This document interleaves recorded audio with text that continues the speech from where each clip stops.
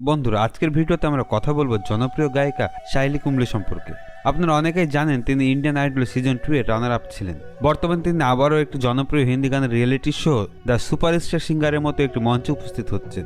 কিন্তু আপনারা কি জানেন এই সাফল্যের পেছনে তার জীবনের গল্প কি, কিভাবে তিনি এই জায়গায় পৌঁছালেন? এইসব জানতে চাইলে ভিডিওটি শেষ পর্যন্ত দেখুন।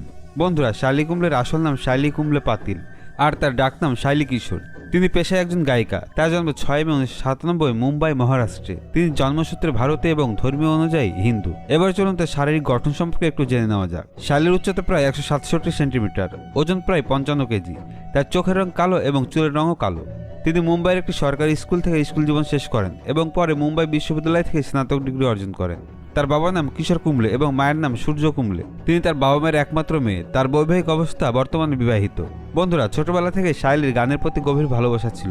পড়াশোনার পাশাপাশি তিনি নিয়মিত গানের প্রশিক্ষণ নিতেন। তার বাবা মাও সবসময় চেয়েছেন সায়লী বড় একজন সফল গায়িকা হোক। এই স্বপ্ন পূরণের জন্যই তিনি ভীষণ পরিশ্রম করেছেন। নিজেকে ভালোভাবে প্রস্তুত করার পর তিনি ইন্ডিয়ান আইডল অডিশন দেন এবং সেখান থেকে শীর্ষ 15 জন প্রতিযোগীর মধ্যে জায়গা করে নেন।